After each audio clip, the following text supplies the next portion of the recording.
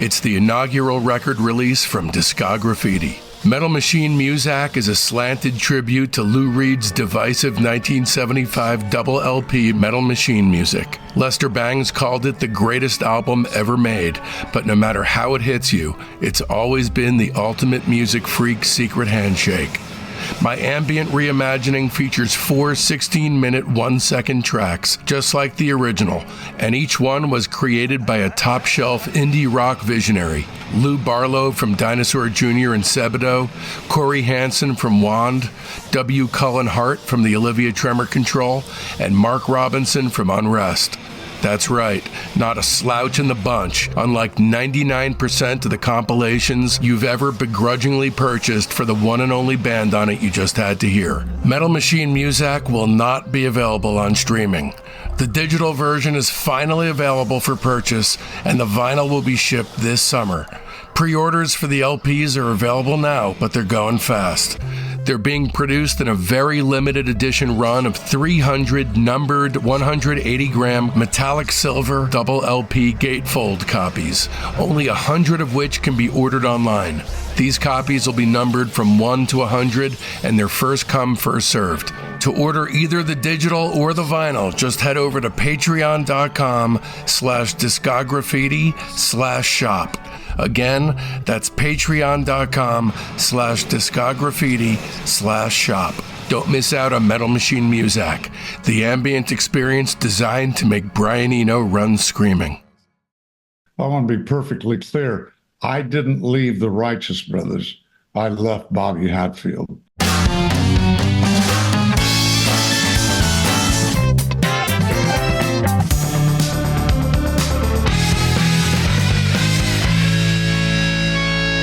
Welcome to Discograffiti, the Music Obsessives podcast that gives freaks like you and me the chance to connect with the brotherhood obsessed with rating the entire discography of every single artist and band that ever mattered. I'm your host, Dave Gebroe, and with 4 new episodes each week, you're going to gain a comprehensive knowledge of an act's history and output in the time it takes to listen to one album. Each new guest swings a hard left into an area you either had no idea you needed to know about or know all about and can't believe you're not alone out there.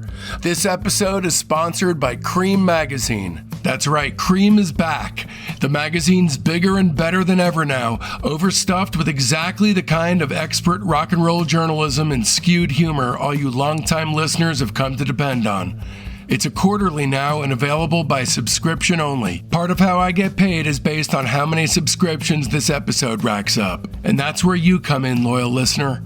It is awesome that Cream is supporting independent podcasts like Discograffiti, and I'm asking you to subscribe to Cream in return. So I seriously need you all to hit pause, visit cream.com/subscribe, and enter the code DAVID at checkout. Entering the code will get you your shipping absolutely free. Again, that's cream.com/subscribe, and the code is DAVID. There's objectively no better way for a music obsessive to spend his hard-earned dough. Thanks again to Cream for supporting Discograffiti and being America's only rock and roll magazine. And in this episode, we'll be turning our spray cans on the Righteous Brothers, Psst, along with our special guest, Bill Medley. This is part 2 of a 2-part, 3.5-hour interview. Here's just some of the many things that Bill and I touch on in this podcast. The real reason why he actually left the Righteous Brothers back in 1968, his hilarious 3-month-long love affair with marijuana in 1970, what inspired their 1974 reunion, and unforgettable, heartbreaking details of Bobby Hatfield's death scene into which Bill stumbled in 2003. If you're a Righteous Brothers superfan like me, you'll want to turn this free version off right now and opt for the director's cut of this episode on our Patreon page, which features 13 additional minutes of essential material. And you can find it in our Patreon shop for mere pennies at patreon.com/discograffiti/shop. Or better yet, just subscribe for access to the complete versions of all our shows. I recommend the Lieutenant tier at the very least, so you can access those director's cuts, but the major tier is what you want, if you want it all, including, for you true music lovers out there, a guest-packed cornucopia of off-the-beaten-path episodes, and the more obscure the better. Even if you're on the fence, just head over there, because it's finally free to become a basic member. Coming up, we've got a career-spanning interview with the Beatles' Pete Best, Sonic Boom, a.k.a. Pete Kember, rating the Spacemen 3, the Byrds' Gene Parsons, and a massive, many-guested launch into the Beach Boys' entire catalog. So don't miss out. Open up your listening app right now and subscribe. And away we go then! So Bobby and Jimmy Walker, they recorded a record called Rebirth as the Righteous Brothers before they disbanded in 71. And I'll be honest with you, I have not heard the record. Probably, at least for this, I should have gone back and listened, but I never had the stomach to go back and hear it. Have you heard that record? Yeah, Jimmy Walker's a great singer. And Bobby obviously is a great singer. I thought the material for the album was a little weak. It really didn't have a direction, and I don't want to put it down. It's a good album, but is it a good Righteous Brother album? Not sure. Yeah. And so were you guys in your own separate corners rooting each other on? Or at that time, because of what you'd been through, was there a little piece of you? And I'm not talking about the guy who currently misses Bobby and would give his right arm for him to be in the same room with him for 5 minutes. I'm talking about the guy in 68 and 70 who was really trying to start from scratch.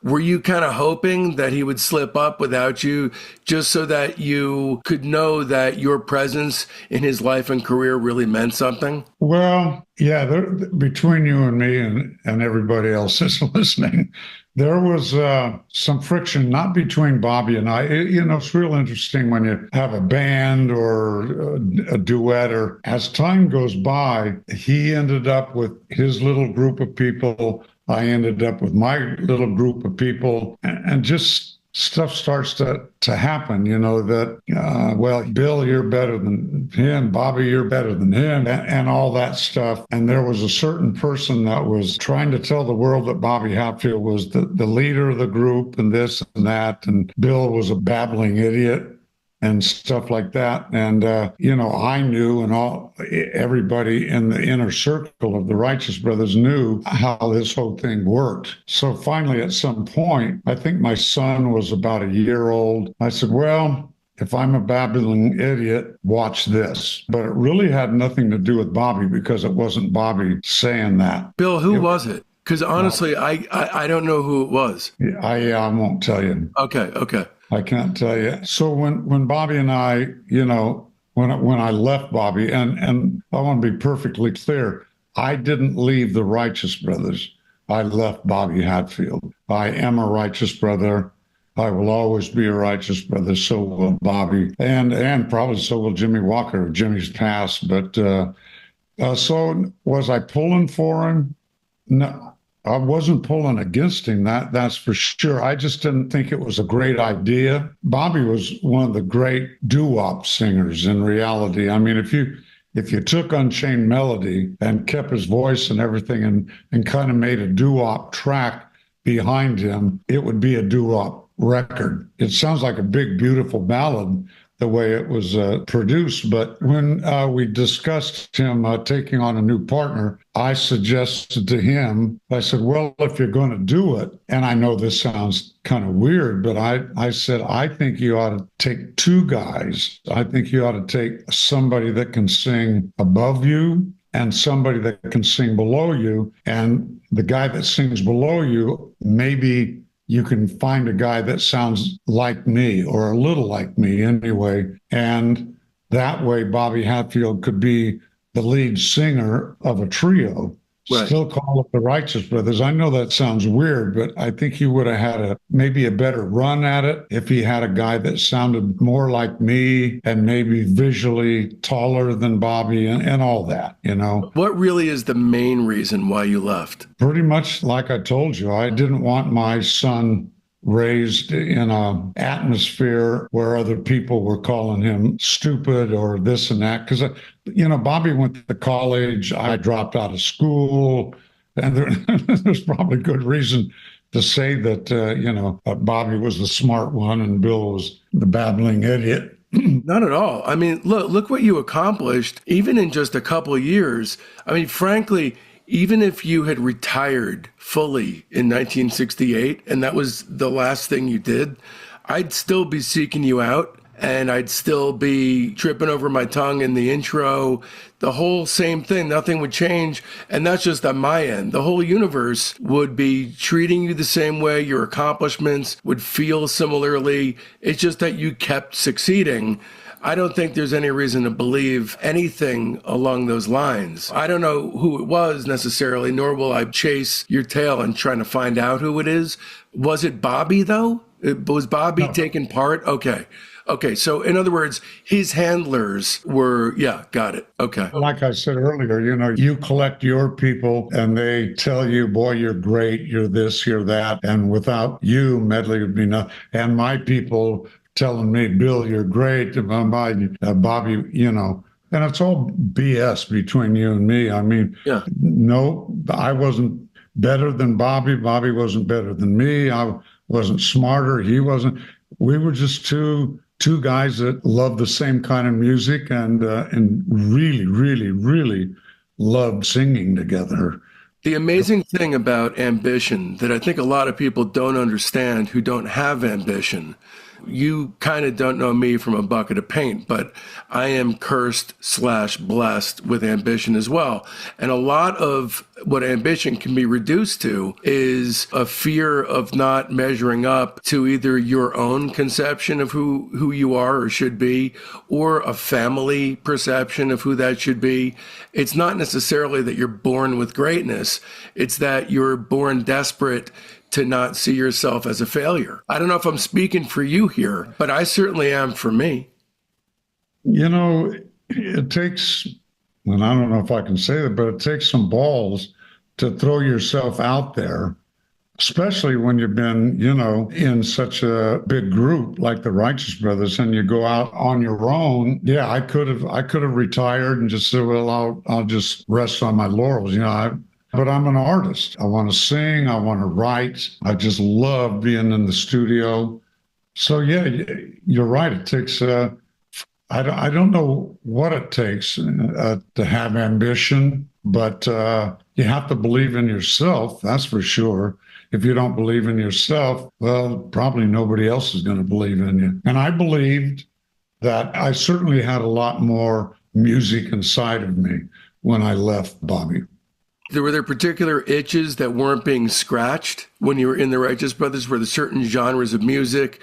Because I noticed that with the first couple singles out of the gate, if you didn't know it was solo, you could be excused actually for not knowing it wasn't the Righteous Brothers, but it might have been just the solo work within that structure. So was there anything that Bobby was saying, I don't want to do that within the Righteous Brothers? I don't know. I just finished a country album. I don't know if it's a country album, but it's a tribute to the country writers and the country singers. And I love country music. When I left the Righteous Brothers in '68, the first album I wanted to do was a country album. Didn't want to become a country singer. I just loved singing those songs. And I don't think Bobby would have enjoyed doing that.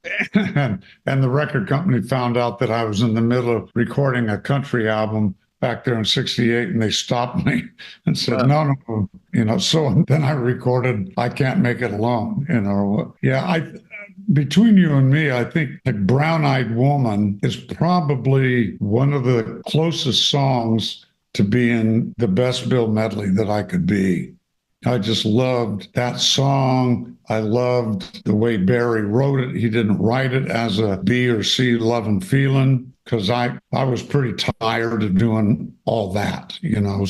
Good news is a lot of producers wanted to produce me because they wanted a shot at trying to outdo You've Lost That Lovin' Feeling. Right. And you can't do that. I got to say, around when Rebirth came out, for my money, the wildest, most out there, riskiest, most artistic thing that you've ever taken part in. Okay, Michel Colombier's Wings, you have the lead track on that. I believe that's the only track you're on, Freedom and Fear, is that right? There was 2 songs on there that I did, but yeah. You actually were nominated for Best Arrangement Accompanying Vocalist for the 1972 Grammy Awards. So my first question would be, was this your one single experience with dipping your toes into almost purely experimental territory? Yeah, the truth is I think Michelle was on A&M Records, and I know that Herb Alpert loved Michelle Colombier, and I got a call from Herb, and he said, we're doing this album, and we would love for you to do a couple of the tracks, and they had already recorded the tracks. I always thought that they really had Joe Cocker in mind to do what I did, because it was probably about 2 notes out of my range. I mean, it was so far over my head, that I'm thrilled to death that I did it. And I love Michel Colombier. He was a great, great guy. And I love Herb Alpert. What kept going through my head as I'm listening to this music is 2 things. Number one, if you were familiar with Scott Walker, because Scott Walker is one of the greatest vocalists of all time. And instead of following in the shoes of the obvious and doing, Frank Sinatra kinds of songs for the rest of his life, he went into very, not just artistic territory, but full-on audience alienation territory. And also my other question, which was really hanging over me the whole time I'm listening to this, is I wonder if Bill likes doing this and if he likes this kind of music. Then Michel Colombier? Yeah. Well, I thought it was written terrifically, and I think my good friend Paul Williams wrote the lyrics. No, it wasn't my bag at all. Like I said, it was really over my head. But I'm the kind of guy that, I love anything that's done right. Good music is good music is good music. And good singers and players. I love all kinds of music. One of my favorite songs is Nessun Dorma by Pavarotti. How do you not love that song and love how he sings? So, but when I was doing the Wings album, I felt like, wow, this is a phenomenal album. Musically, just amazing. But is it something that I wanted to go forward with? Let me do another one? No. Yeah. It was way off my head. It's weird, and I like weird. I also like unweird, but it's exciting for me to hear your voice in the context of something that's avant-garde like this, because I think this is the only time you ever stepped out in that direction, right? Yeah, it was. It was very, very difficult to do. I love the standard thing. I love all the Rod Stewart stuff that he ended up doing and all that. And I thought it was great for his voice. And I wouldn't have mind doing something like that. But boy, Wings was like blood, sweat, and tears, to the wall. And I love Blood, Sweat, and Tears. So, it's just some music that I love that I couldn't do. I can't do Pavarotti either. Something tells me you could, but no. Something tells me you could. So at this point in the early 70s, the Righteous Brothers Mach 2 is over for Bobby. He is apparently broke and living alone in a small apartment, and you're performing 3 shows a night in Vegas, but finding it too much of a strain on your voice singing solo, right?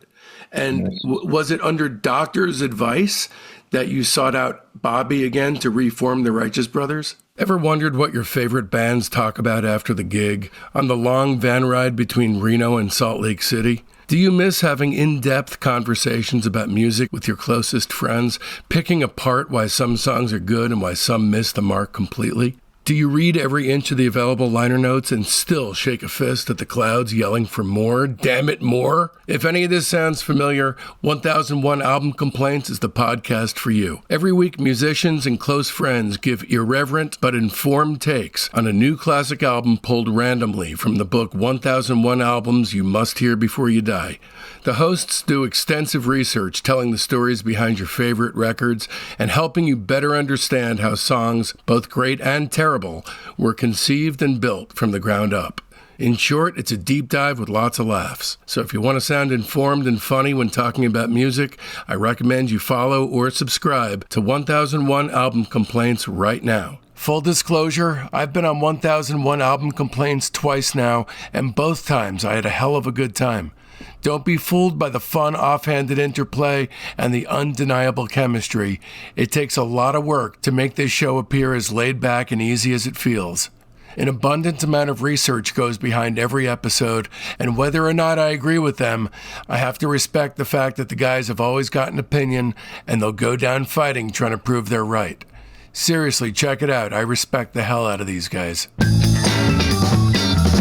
Was it under doctor's advice that you sought out Bobby again to reform the Righteous Brothers? The truth is, and this was like in 72, 73, 74, in that area, that I got laryngitis, and I was doing 3 shows in Vegas at the Hilton. I got laryngitis, but I still had to go on stage, so I just beat up my throat. I just killed it. And 2 doctors told me I'd never sing again, ever. And so when I lost my voice, I started taking voice lessons and everything I could do to get my voice back. And thank God I ran into my high school choir teacher, who was now giving voice lessons. He asked me, "How you doing?" I said, "No, I'm not doing well at all. I'm done. I can't sing." He said, "I can fix that." So we started working on it, and thank God my voice came back. And so when I met up with Bobby, and Bobby could use the money, so we kind of needed to lean on each other again. He needed the money, and I needed the help to get my voice back, to calm down and not have to sing so hard. So it was kind of a mutual thing. Were you going back into it begrudgingly or warily, or were you going into it excitedly? No, I was.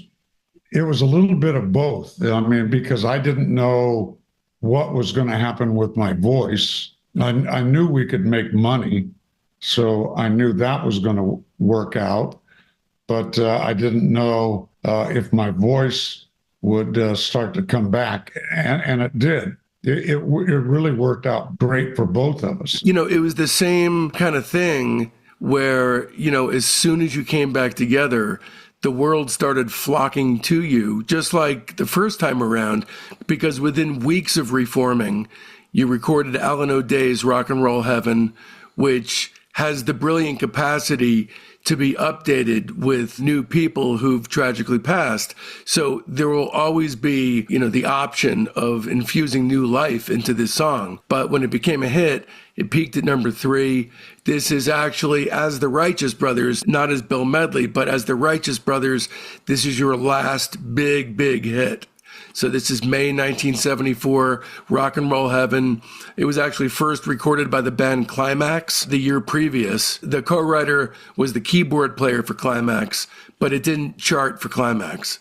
And you guys were, I believe you were a little dubious on the song because you didn't think it had the old Righteous Brothers feel, right? Yeah, both Bobby, we thought it was a great record, but we didn't think it was a great Righteous Brother record. And singing about people that have passed away seemed a little strange to us. Now it doesn't seem strange. It seems like the right thing to do. And I can't imagine that somebody hasn't updated that song. There's since then, my God, I mean, some incredible artists have passed away, and I think it would make for a great record. Yeah, when you got back together with Bobby in '81, Lennon had just passed. So obviously, when you got back together, it was, you know, that was the first rewrite of it. All your songs during this period that you came out with as singles, I thought were killers. There were 3 solid singles. There was Rock and Roll Heaven. Then the other 2, to me, are just as good. Give It to the People from September 74 was a number 20 hit. And this one was as if no time at all had passed. And that's my favorite thing about these 3 singles, is that there was no unnecessary updating of your sound. Where a lot of people, I think, would feel some pressure to infuse new modern recording techniques that would just wind up watering the whole thing down. You just carried over everything that always worked about the initial stuff. No need to modify a thing. So, this one and Give It to the People and Dream On are, to me, just wonderful. So gauging from the quality of the material, there would seem to be like absolutely nothing standing in your way from being around for a long, long time, because you guys picked right back up from where you left off. But I know this was, without even needing to ask you, I know that this had to have been the most difficult point in your entire life. And, I'm wondering if when you think back to 74, if you're thinking about 1976, when you think about 1974, so you're not able to actually get the joy out of it that you had earned. Well, yeah, I mean, I've always been proud of the fact that a lot of the great artists, great singers that I somewhat admire my voice. And that almost felt like enough. That almost felt like, well, now I can retire. Elvis Presley thinks I'm a good singer, and Elton John and all these people that I really admire. But in 74, my voice was getting better, but it wasn't where I wanted it and where I needed it. And to go in and record, on Rock and Roll Heaven, that's about as bad as my voice has ever been on record. Wow, you really think so? Yeah, I do. What I'm really getting to, though, is, to me, certainly at this point in my life, as a 52-year-old man, the mark of greatness, even though we're, going down a list of inarguably great accomplishments, the mark of a person's greatness is the ability for someone to step up and be who they need to be when the universe calls for them.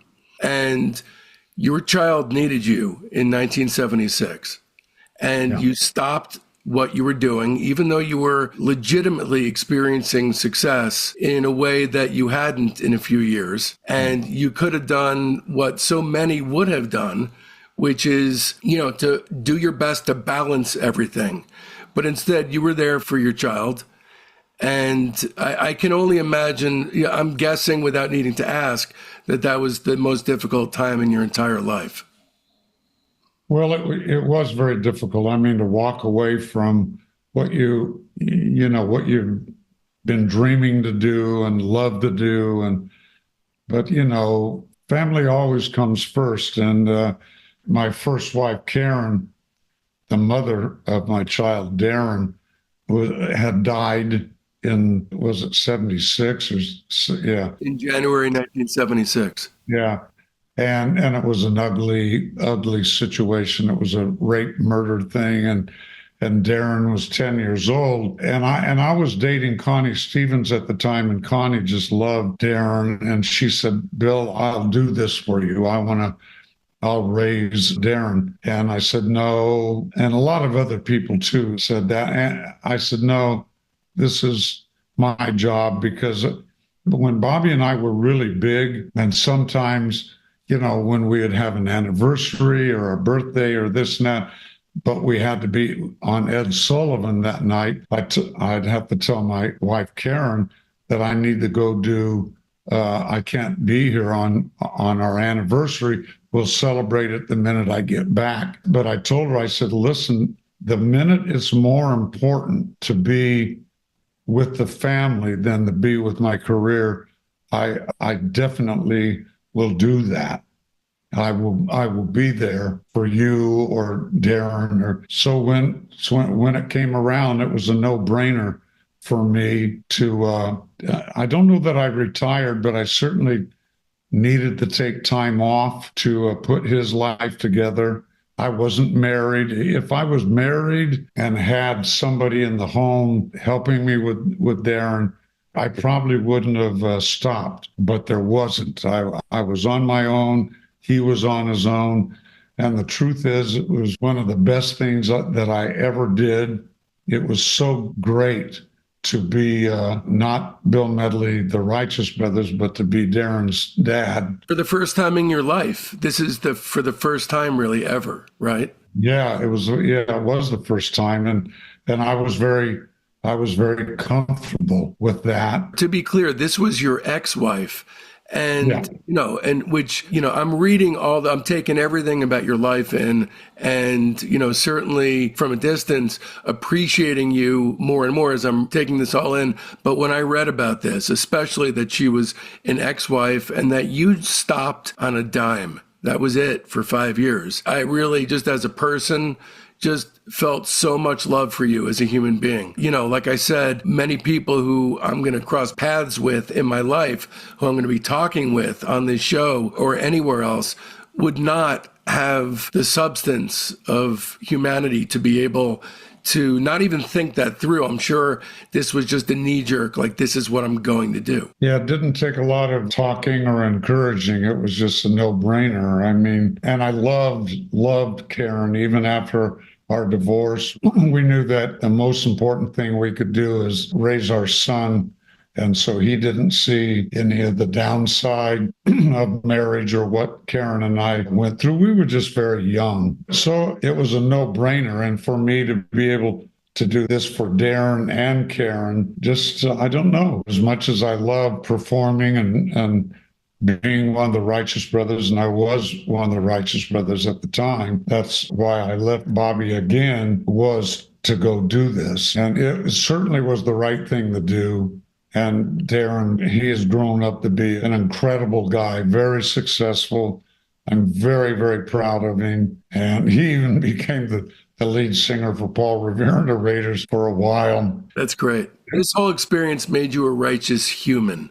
You were a righteous brother before, and now you get the full rounded experience. So in the late 70s, you once again begin to record as a solo artist, and you start having some serious success in the 80s. But in 1981, you and Bobby come back together again. How consistently would the two of you tour for the next 22 years? Well, in the 80s, I think we went back together in 81, 82 to celebrate our 20th anniversary. And that's all we were going to do. But I had a band, and Bobby and I opened up a nightclub called The Hop. So we were very connected, and I was working on my own, but when we were free and we had an offer to do the Righteous Brother show and concert, we would go do it. So I would say through the 80s, I worked as Bill Medley and with Bobby, the Righteous Brothers. Then Dirty Dancing came along. Yeah, Dirty Dancing, man. What a crazy time. So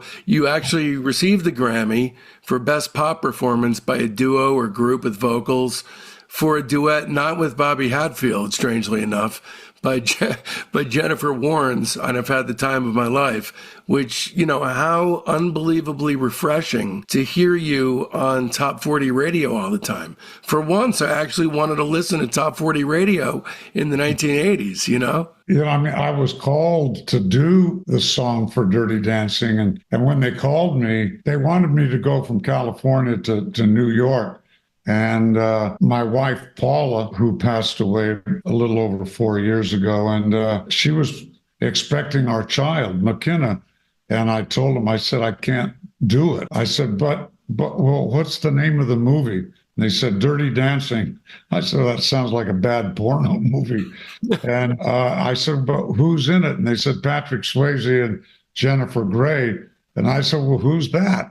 And obviously they became huge stars. I mean, Patrick, they probably had a little history before they did that. Only a little bit. But boy, that just blew them wide open. Patrick was huge. And you did a bunch of film work after that. Everybody wanted you to be on their soundtrack. Yeah.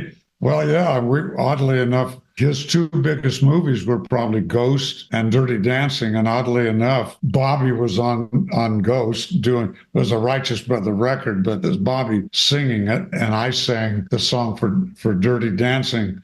And then with Love and Feeling being in Top Gun and almost becoming a huge record again, then Dirty Dancing and then Ghost right in a row at the end of the 80s. Well, we were bigger than ever. And then we started, and here's the horror in us, is that we were starting to get such huge offers to go out and be the Righteous Brothers. And I turned it down for quite a while. But then I said, okay, if we're going to do it, here's how we're going to do it. And we're going to do it as correctly as possible. And we did that until Bobby passed away in '03. So let's talk about that. I don't know if he had any history with substances or substance abuse, or was this just an outlier in his life? Because it's public knowledge that it was heart failure brought on by cocaine abuse, or use at least. Was it something that he historically had tried to deal with before? Oh, hi, I'm Dave Gebroe. I threw my career as a licensed hearing instrument specialist in the trash, sold my house, and moved to the East Coast with my wife and 5-year-old son in order to focus on making the ultimate weekly podcast for music obsessives thrive. But weekly wasn't enough for me, so I bumped it up to 4 shows a week. Becoming a subscriber to Discograffiti's Patreon gives you access to hundreds of exclusive episodes. As a 2-show per week private, you get the weekly show by and for our Patreon family, the Discograffiti Soldiers of Sound podcast. As a 3-show-a-week lieutenant, you'll get early release, ad-free, extended director's cuts of the main show. They're the shows as they were intended to be heard. Plus, you'll gain access to half the Patreon archive and the upcoming Beach Boys Behind the Mirror companion episodes, which will feature dozens of special guests from within the Beach Boys camp talking about and rating their music. But as a 4-show-per-week major, you'll be drowning in a flood of must-hear binge listening, because I'll be bombarding you with episodes about super cool bands that are too subterranean for free Fridays. It's like going to music college, but with a tuition that makes all kinds of sense. Plus, our entire Patreon archive is yours. Discograffiti's Top 10, our Buried Treasure show, Rock Cousteau, our Slag Off show, Queasy Listening, and the Private Press with Paul Major. And all that for the price of only a cup of coffee a week. Times are tough, you say? Fret not, because there's a $1 tier. Or you could just join as a basic member and buy episodes piecemeal from our Patreon shop. Don't risk feeling badly about yourself by not giving. Check out patreon.com/discograffiti to find the tier that's right for you. Once again, that's patreon.com/discograffiti. So let's talk about that. I don't know if he had any history with substances or substance abuse, or was this just an outlier in his life? Because it's public knowledge that it was heart failure brought on by cocaine abuse, or use at least. Was it something that he historically had tried to deal with before? No, and nobody believes this when I tell them. I had no idea that he was doing some cocaine. I don't know how much he was doing. Could have been a little, could have been a lot. I don't know. And I wish I did know. But I knew his health was really bad. And I talked to him. I said, Bobby, you need to see a doctor. And his answer to me was a quote, "Do you have a doctor?" And he didn't even have a doctor. And if he would have had a doctor, his arteries were really blocked and all of that. And was it caused by cocaine? I don't know. I doubt it. He didn't take very good care of himself. Did he not eat right? Didn't exercise, all that stuff? He didn't exercise. He smoked. He drank. He did everything you could to get your arteries. So I don't know. I mean, everybody contributed coke to his death, but I really don't. I knew Bobby's health was real bad. And I also knew that when I told him that he needed to see a doctor, and I found a doctor for him. I knew that I would have to show up at his house, take him by the hand, and take him to the doctor, but that didn't happen. He passed away before I had a chance to do that. Right before you were supposed to get on stage in Michigan? Yeah, we were in, what was it? You were in Kalamazoo, Michigan. Kalamazoo. We were just I was dressed and ready to go over to the show. And our road manager, Dusty Hanvey, called me and said, I can't wake Bobby up. I said, well, don't worry about it. It's happened before. He hasn't answered the door and he's asleep, sound asleep. And so, but it was locked. The door was locked from the inside. So they called the security and they broke in and found that Bobby had passed away. And Dusty called me and said, Bill, Bobby has passed. So I ran up to his floor. I'll never forget. It was the 8th floor, ran up to his room, and sure enough, he was laying in bed and he loved to watch TV. I think he passed away about 6 a.m. or something like that. And he still had the clicker in his hand. That he didn't go through any pain. You could tell he just drifted off, which was wonderful to know that he wasn't in pain and that he went through all that. But as sad as it was, oddly enough, it wasn't a huge surprise because I knew his health was really bad. He had lost a lot of weight, and that isn't how Bobby usually gained weight.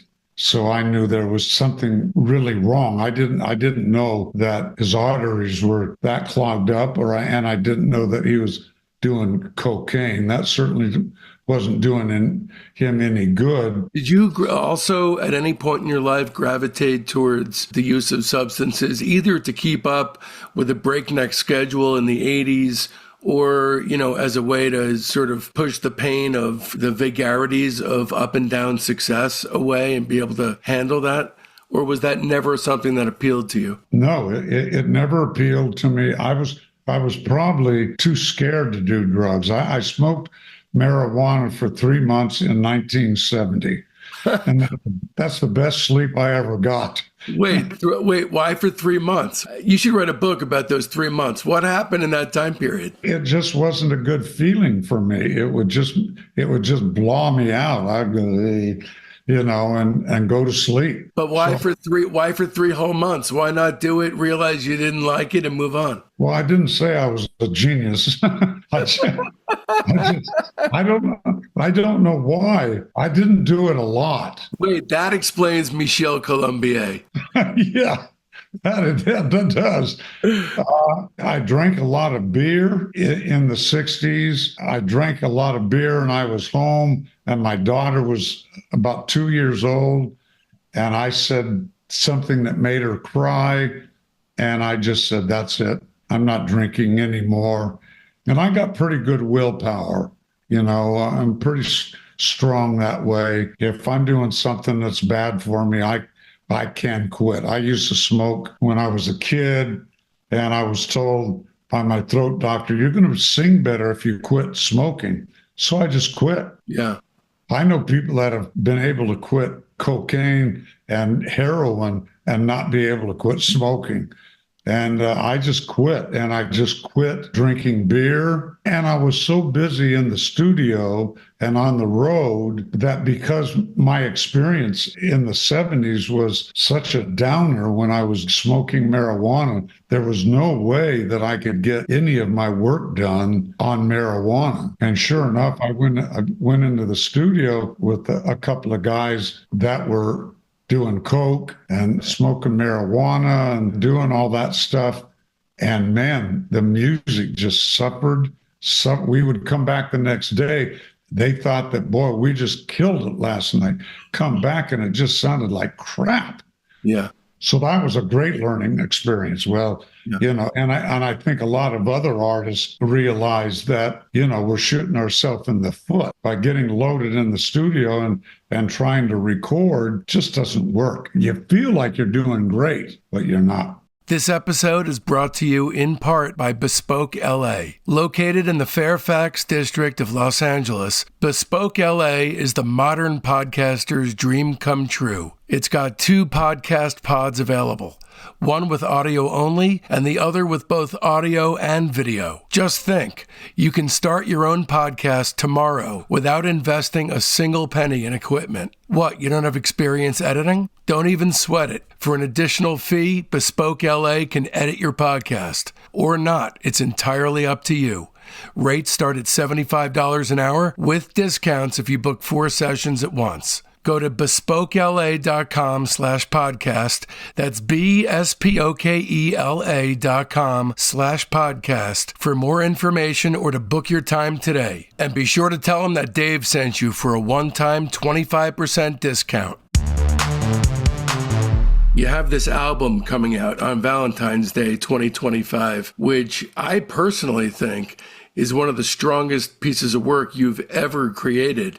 And I always get really nervous when I have artists who've produced works of greatness and they have something new they're pushing, and I have a hard time lying, and my fans know when I'm lying because I have a hard time lying, and it's really, really strong. I mean, the songs, they're all covers, but, the way that you and Fred Mullen, the producer, have locked in with each other, the songs all feel like you're inhabiting them, and they're so lived in, it almost feels like an autobiography. Well, thank you for saying that. I love the album, which is odd for me to say because it's hard for me to say I love my stuff. Straight from the heart? Yeah, straight from the heart. And it was straight from the heart. It really was a tribute somewhat to the singers and the songwriters in country music. And like I said before, when I left Bobby in '68, I started to do a country album. I wasn't becoming a country singer, but I just love those songs, and I love the simplicity of it. And those songs were picked because they're great written songs, and the artists that sang them are just phenomenal, I think. So that's really what the album is about. But the songs, you're exactly right. It really tells you more about what really is going on with Bill Medley inside. Honestly, as far as Straight from the Heart goes, I would be really surprised, and I told this to Fred as well, I would be very surprised, shocked even, if you didn't win a Grammy for this. Oh. I'm listening to it, and I'm hearing an entire life in there. I'm hearing 1962, I'm hearing 1968, I'm hearing 1976, I'm hearing 1987, 2003. I'm hearing your whole life come together in one record. It kind of is this magic trick because it's all covers, but it is exactly that. It's a magic trick. And, always at the end of an episode, I feel like as the guy who's got to soak and bask in an artist's entire discography, I get the gift of being able, from a bird's eye view, of looking down at 30,000 feet and seeing the arc or hearing the arc in someone's career. And so usually at the end of the show, I have a little piece where I get the honor of being able to trace the arc of a career because it gives me that advantage from listening to everything in one sitting. But frankly, when it comes to yours, Bill, you're a class act who found his sound over 60 years ago and just kept mining it. From second number 1, when your voice comes in on that first Paramore's song, or the only Paramore song that I was able to find, when your vocal comes in to when, the last note rings out on Straight from the Heart, you just kept mining that sound, albeit in many differing guises, but mining it with consistently wonderful results. So for me, there's no arc. Your life's got the arc, but your career is just one long high point. Well, thank you very much for saying that. I have worked, I guess I've worked hard. It hasn't been work for me, so it isn't hard. Probably like your business. It's, listen, I've been a very blessed man. I'm a very spiritual man, and I give God all the credit. He took this 21-year-old punk and said, okay, life isn't going to work out for you the way you're going. Here's Bobby Hatfield. And boy, it just changed my life. I'm so proud that I got to work with Bobby and the music that we made, and that we were very honest and stuck to our guns. And I've tried to do that over the years. And the truth is that, listen, I'm a one-trick pony. I sing the way I sing, and I love the songs that I love, and I do that. And if it can touch somebody, which now today I get to do the show, and Bucky and I'll go out and sign autographs or sell stuff or whatever all that is. And the stories that I hear are remarkable. Kind of like talking to you, even though they're certainly not as schooled as you are. This is one of the most unbelievable interviews I've ever done in my life, and I appreciate it, and I thank you once again. Okay, I can retire now. That means a lot to me. Coming from you, I'm sure you've sat in many a seat looking somebody in the eye, giving the answers to the questions you've heard over and over and over again. And I didn't want to ask the same questions, but I just wanted to make a connection with you and hear some truth. And I definitely feel like I got that from you. I know your time means a lot. It's appreciated. Well, thank you. And thank you for doing this. And thank you, Fred, for turning you on to me. And it's been an honor. It's been a lot of fun. You've asked me a lot of questions that I've never been asked before, and probably brought more out of me than I wanted to give or should give. But hey, is what it is. And I love you for it. I hope this turns out great. It already has. All right, that about does it. If you enjoyed this episode, please Venmo Gebroe. I repeat, Venmo Gebroe at David-Gebroe, Gebroe. Please keep in mind this is entirely how I support my wife and my 5-year-old son, so don't risk feeling badly about yourself by not giving. Venmo me a tip at David-Gebroe. Stay tuned, because next week we've got an astounding interview with Beatle Pete Best, in which we find out what it's like to try and learn how to live a normal life as your former band winds up literally redefining the culture around you. Okay, here's the week up ahead. This Sunday, our weekly show within a show, the Discograffiti Soldiers of Sound podcast, drops for our Patreon's private tier. These are real people with talent and a burning fire deep inside, just like you and I. Get to know your new music-obsessed friends. Then, come Monday, we've got the Pete Best story, Discograffiti's fascinating biographical prelude that tells the story of the former Beatles' life and gives you the grounding needed to get the most out of our incredible upcoming interview. Come Monday, you'll get a sense of how crushing it can be to find out your band's finally hit number one while you're loading bread onto the back of a delivery truck. You're not going to want to miss it. And then on Wednesday, the Lieutenant tier get their early release, ad-free, super extended director's cut of part 1 of Pete Best's Discograffiti interview. And then come Friday, the rest of you penny pinchers get to join in on the action. A heartfelt Discograffiti thanks goes out to my beautiful wife and son, Jen and Mason, Bill Medley, Fred Mullen, Rudy Fishman, Becky Boyd, Jay Schultz, my incredibly loyal fans, and especially the entire Patreon community, the Soldiers of Sound. I love every last one of you, and this show would not exist without you, my friends. Speaking of friends, it's high time for some new ones. They're in our Facebook group, Discograffiti Soldiers of Sound. That's the best way to find out what's coming up on the show, but there's a hell of a lot more. You get recaps of the day in music history, the ability to pitch questions to guests, polls that put you in the driver's seat on guest and band decisions, access to a thriving creative hub if you're looking for a collaborator, and much, much more. So make sure you don't miss out. You can find the link to the Discograffiti Soldiers of Sound Facebook page right there in the show notes. And if you don't mess with the Zuck, no sweat. Just email me at info@discograffiti.com and I'll keep you in the loop.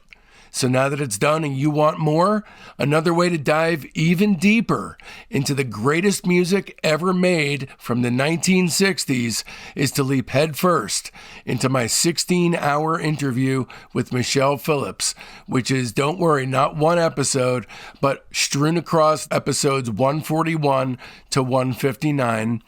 Tom Morello rating the MC5, that's episode 177. My 12-hour interview with Jules Alexander and Terry Kirkman from The Association, that's episodes 109 to 113. Vashti Bunyan rating her entire catalog, that's 103 and 104. Os Mutantes Sergio Diaz on the early days of the band, that's 86 and 87. Burt Summer, that's 83 and 84. A tribute to David Crosby, 77 and 78. Lou Barlow rates the Zombies, that's 59 and 60. The Band, episodes 25 and 27. Monkees manager Andrew Sandoval rates the Monkees, that's 22 and 23. The Bee Gees' Psychedelic Beginnings, that's episode 10. And Sly and the Family Stone, 5, 6, and 7. And of course, be sure to mark your calendars, because next Friday, November 29th, we're coming at you with part 1 of Pete Best's Discograffiti interview. Trust me, you're not going to want to miss it. And so, from now till then, don't let our youth go to waste, lads and ladies. It's Discograffiti!